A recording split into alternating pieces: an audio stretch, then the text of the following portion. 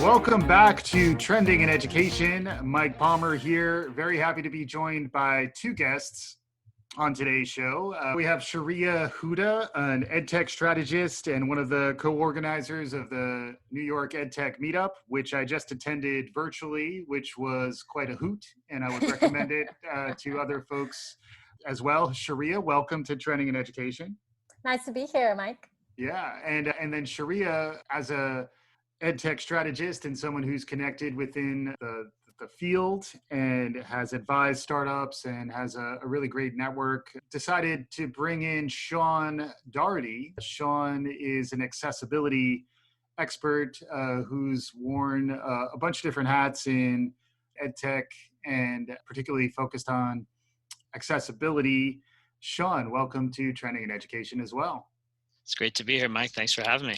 Yeah, so it's a pleasure to have both of you. And the way this started was just through a conversation that Sharia and I were having where we were expressing a lot of shared interests around accessibility, particularly as it applies to education. The concept of universal design for learning is something that we've talked about on the show a few times. It's something that I feel strongly about, and it's something that comes out of accessibility more broadly, that universal design is thinking about all of the potential use cases that are out there, all the potential users who are out there, and at inception, designing with them in mind, that it creates a more inclusive experience for everyone, and then frequently has unexpected benefits for everyone as well, not just the folks who the accessibility was designed for. Sean, can you talk a little bit about your experience in the space? You've worn many different interesting hats as it relates to accessibility. I'd love to hear you talk us through that a bit.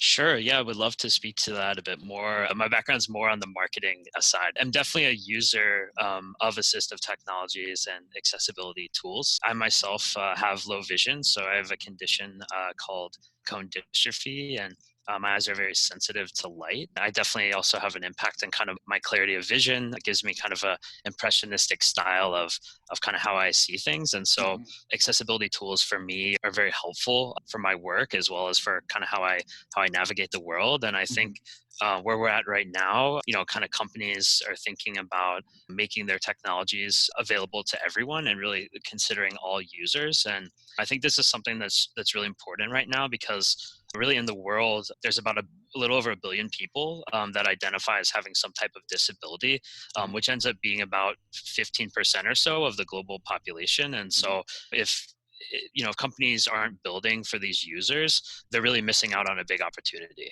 Right. These are people that can't, effectively use their tools if they don't have the proper pieces of technology in place. Yeah, and one of the trends we talk about a lot on this show is that of inclusivity. We talk about digital inclusion a lot, and you can't really be inclusive if you're not designing products that are accessible to 1 in 7 humans on the earth, if I did my math right. So yes, roughly that fraction.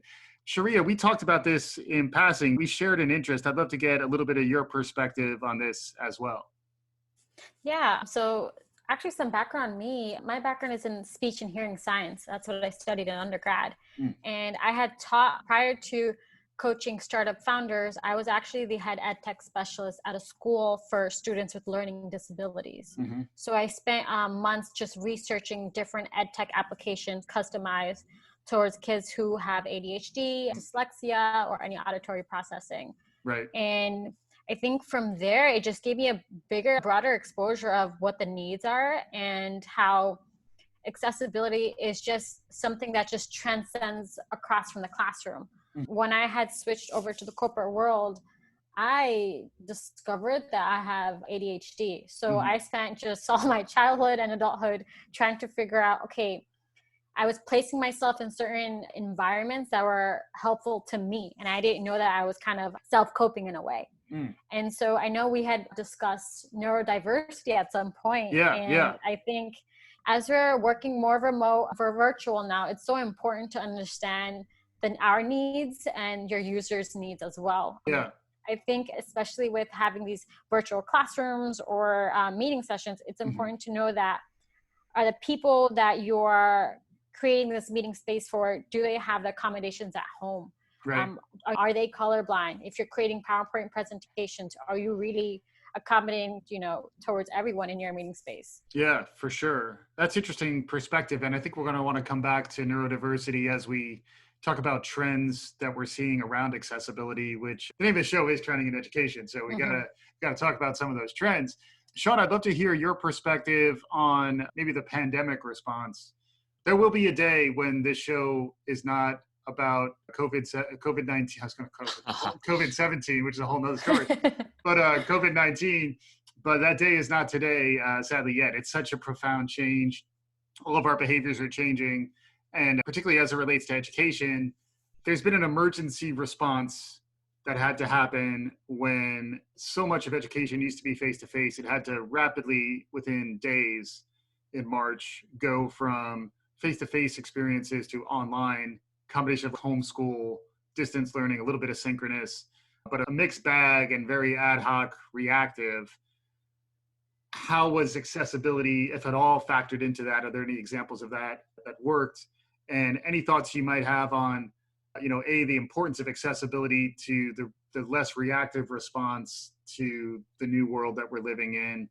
And just more broadly, good design thinking around accessibility is something that I think is a trend that's worth accelerating. Hopefully it's accelerating a little bit on its own, but I'd love to maybe a little bit of your background and then some perspective on the pandemic and how accessibility relates. Yeah, sure. So as I mentioned earlier, I'm definitely a user of assistive technology and accessibility tools. But for the past 2 years, I've been working on the Google for Education team, working there in partner marketing. And basically, I've been supporting ed tech developers that are building apps for K-12 education. And all of those apps are optimized for the Google ecosystem. So for Chromebook devices, for tools such as Google Classroom and G Suite, and how those tools are deployed together into the education ecosystem. So kind of having this robust apps ecosystem and being able to use those apps effectively on Chromebooks in the classroom. Yep. And so throughout my work there, I was able to work with quite a few partners that also touch accessibility. So these are apps that are geared around areas like low vision, having screen reader technology that can help with students that struggle reading, really a wide range of different needs and conditions. Yeah. And I also got to partner quite a bit with the Google accessibility team and think about how do accessibility tools really benefit students. And really through that, it really got me thinking about the best way that I could kind of make a difference and impact. And I think for me going forward, really trying to make people more aware of accessibility tools and really help those users. And I think right now where we're at, I think this is a challenging place for teachers as well as students, because those students are used to being in a physical classroom, having their devices there where maybe they can use the assistive features that are built in, but then also having the aid of the teacher to be able to have face-to-face interactions, to be able to have a teacher's aide that can meet with them one-on-one.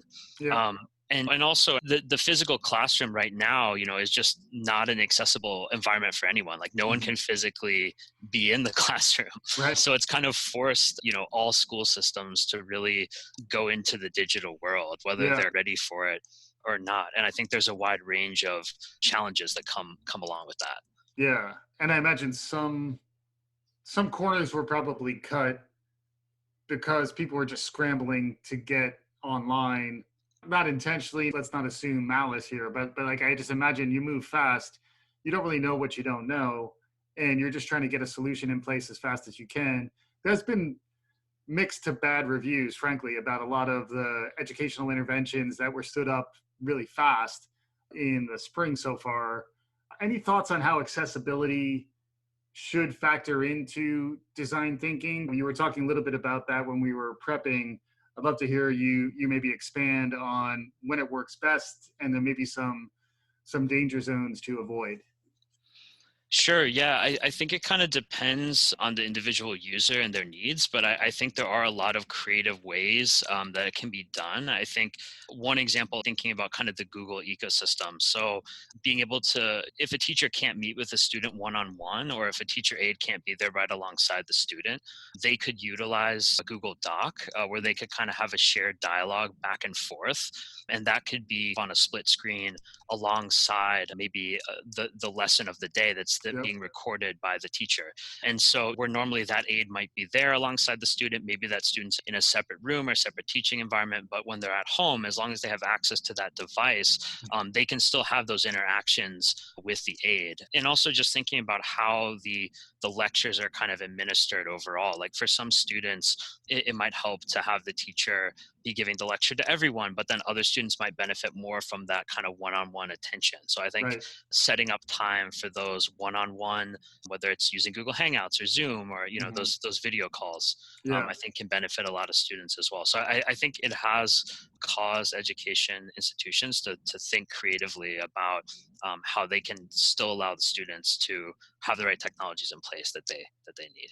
Yeah. And you were talking a bit about the importance of getting, I think this is an example from Google, but the importance of getting your product managers and your engineers and your developers to think about accessibility from the start rather than trying to do a retrofit to boundary cases at the end. Even just philosophically, that just sounds like the second example was second path was probably a bad one to go. Can you expand a little bit on that? Yeah, sure. Yeah, so it was a trend that I definitely saw in my time with Google. And then even more recently, I've been in some conversations with some of the other big tech companies in the space as well, such as Apple and Amazon, Microsoft. And, I think these big tech companies are really kind of driving the path forward and being the market leaders around accessibility because they're really encouraging their engineers to think about how their users are going to interact with their products at the very earliest stages of development. As opposed to building a product, whether it's a hardware or software product, and then going back and having to kind of retrofit it for the user. They're really building in the needs of users that have, visual impairments, that have hearing loss or impairments, that have mobility issues or, cognitive impairments. They're really taking into consideration the needs of all these users at the earliest product stages.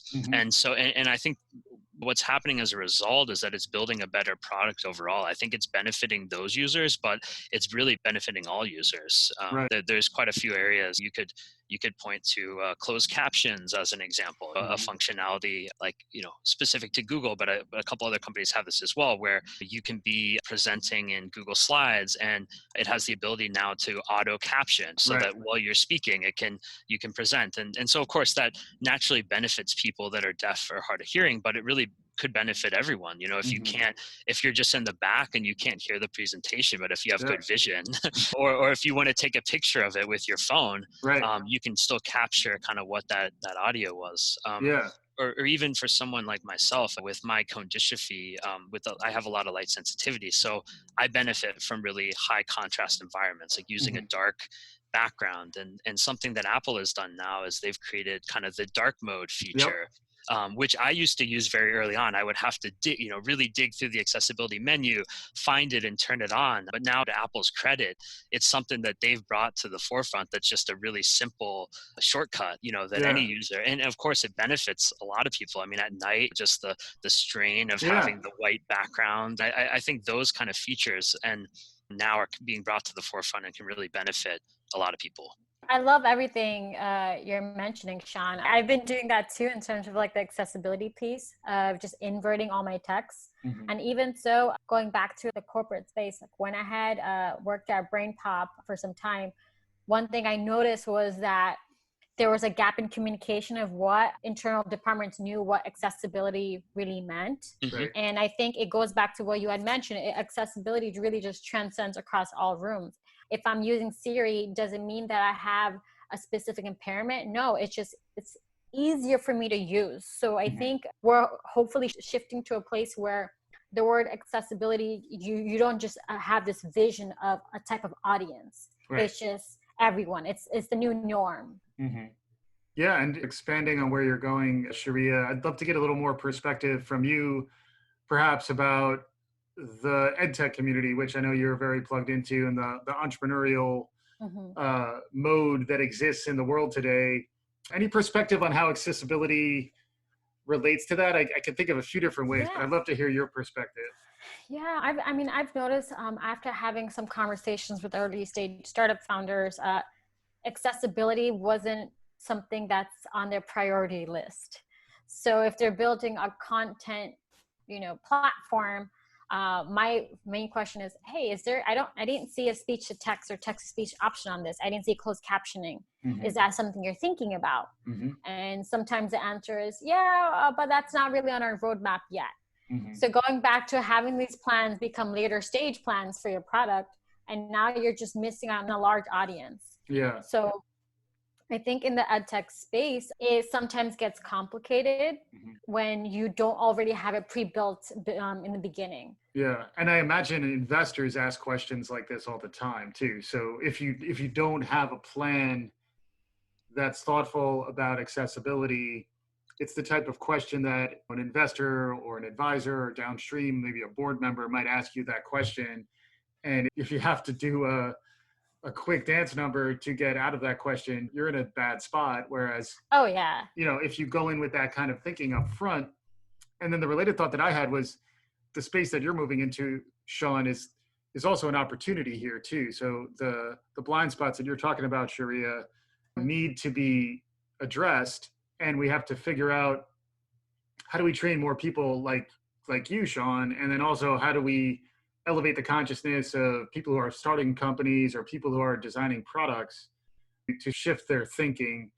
I imagine you've had some of those experiences, Sean. So I'd love to get a little bit of your perspective on how do you become an accessibility expert, and then what kind of tactics work best to evolve the thinking so that people adopt a more inclusive mindset? Sure. Yeah, that's a great question. I think we're all kind of biased by our own experiences, right? Even for me, because I was born with this condition, I'm used to using screen readers and kind of interacting with things in a certain way. And for me, that's kind of the normal experience. And so I think the challenge to companies is to kind of think outside of the way they're used to thinking. Mm-hmm. Instead of thinking about how they use the product, think about how other people use the product, right? And so it's kind of it can be a hard thing. If you don't have any mobility issues or any cognitive issues, it can be challenging to consider what a person like that would experience or would think, or how they would use the product. And so I think the key is to first have that way of thinking, open yourself up beyond how you would think the product should be used. Right. And then the next step is to identify those types of users really early on and really get their thoughts and feedback. Even if it's at the early product design stages, getting their input, definitely helps. And then as the product is moving further along, continuing to hold test groups with those types of people, that cover all the conditions can really help the design process. And how does one become an expert in this space? Are there credentials, or is there a program you go to? Like, how do you, is it just a labor of love and you have to kind of cobble it all together yourself? I'd be curious about that. Well, for me, yeah, I think I'm still learning along the way. I don't know if I'm really yet an expert. I use a lot of the tools. I've definitely spent a lot of time researching them and testing. So yeah, I think it's kind of a work in progress, even for myself. There are a lot of, guidelines out there and principles that companies need to follow. So I think you look at the legal side, things of like accessing the web and the principles you need in place. So, I mean, there are a lot of kind of those practical pieces that companies need to follow. But for myself, yeah, I mean, it's still a work in progress as far as being an expert. I think it's also important to connect with specialists, folks who are doing the assessing, speaking with people who have role in higher education, a professor who may be a chair of the accessibility department, a speech therapist, an occupational therapist, folks who already, this is their specialty. And I think if you are a user researcher, you kind of already have some form of idea of what a user may need. And having like a large pool of surveys and saying, okay, what's the feedback from the survey? Okay, this seems to be a specific trend and need in here as well. Yeah, and there's an opportunity here in that it is new. There is not as much of an established canon of this is how you do it. And then also my experience having worked in e-learning for 20 years is that it's a moving target too. So you develop for one generation of a product. When you go back to the drawing board and you redesign, frequently you have to redesign to meet new standards. And that's just the nature of staying current, just as a product in general, but as a product that's designed truly for everyone. it's almost more like the mindset and the empathy is what is most critical to success first and foremost. Everything else will follow if you have that right approach up front. And then what I'm curious about, and I think we can move on quickly, but what do you do if you run into someone who's just not getting it? Does that happen? Or is it more if you're effective in your job, Sean, you're able to elevate the thinking? I come back to more, can I experience what it's like, almost like a virtual reality kind of thing, where can I experience what it's like? Once I experience what it's like, I'll get that awareness that you're talking about. Maybe it's as simple as showing them what a screen reader looks like. Or are there any examples like that that kind of help you break through to people who aren't really getting it?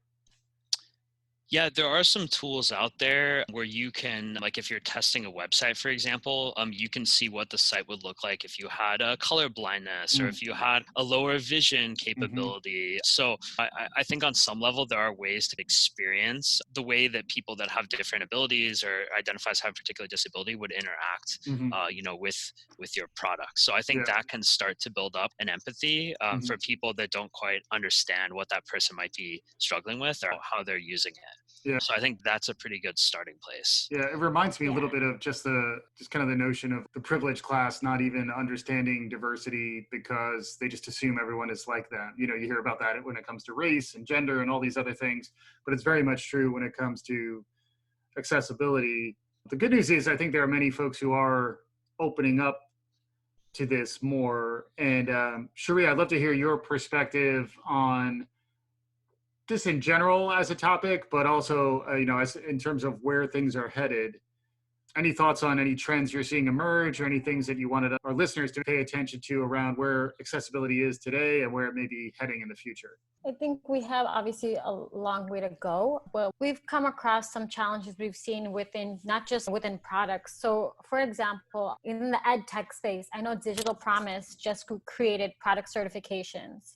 So as a school is deciding whether they want to purchase your product or not, and they see that you as a vendor have a product certification from Digital Promise, it shows that you're credible, right? And what does the product certification do? It looks at the type of product you're trying to build and aligns it with the student outcome and the goals.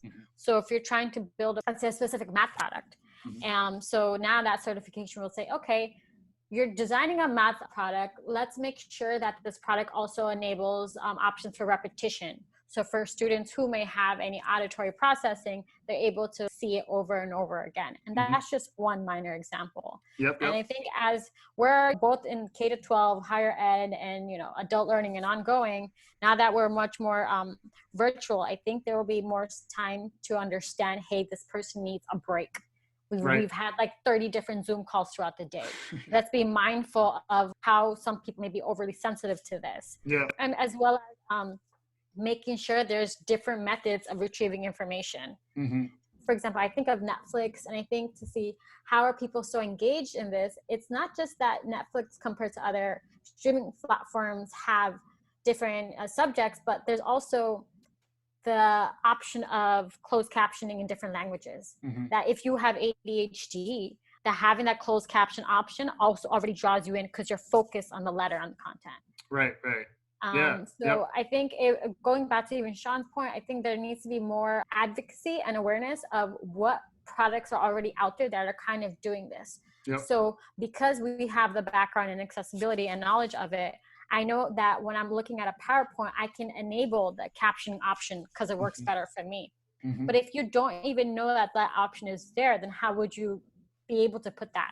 So I think it requires also in the corporate side to have more professional development. Maybe, hey, we're going to do a lunch chat this week to talk about product accessibility. As an internal team, what works for you and what doesn't.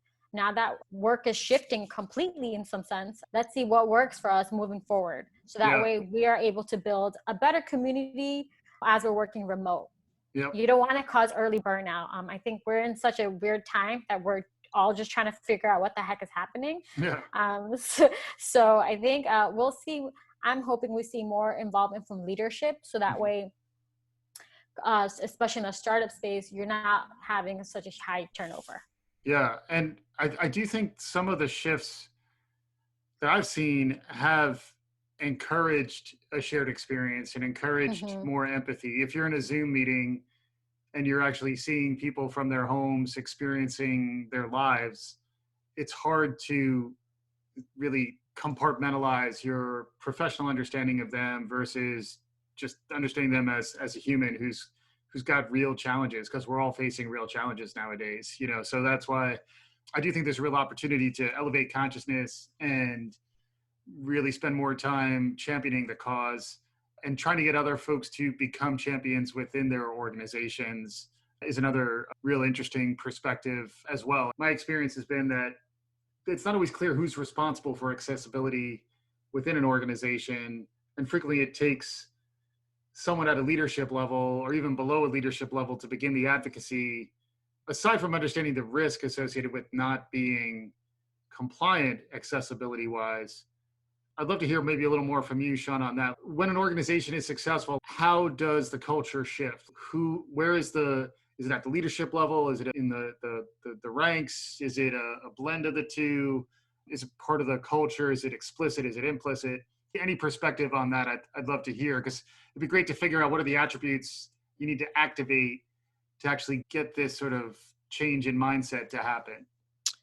Yeah, I think it can come from a little bit of both places, but I think that companies need to adopt it as one of their core values. It needs to be something that they see that has value and something they want to take on and really include in their product. And so in a lot of cases, maybe that starts at the top with the leaders determining what the values are that the company is going to have and what the mission is going to be. But then it's up to the employees, of course, to really live that out and buy in and really want to make that a reality. I've seen it effective where usually like the CEO or leadership team really wants to make things accessible, wants to talk about accessibility, wants to consider it for all of their products. But then oftentimes you have these evangelists within the company. Like they might be an expert from the outside that spent their whole career kind of focused on accessibility, or it might be someone like myself that's a user that kind of has a natural passion and interest. And then that person starts talking about it, sharing the tools they're using, what their experiences are,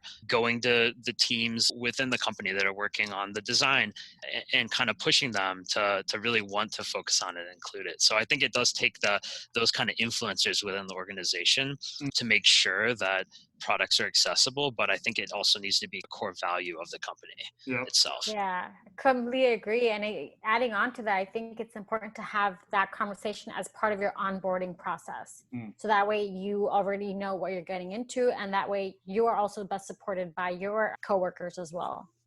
That's interesting. If you're looking to be hired, it's an interesting question for you to ask, you know, when there's always that awkward period. Do you have any more questions?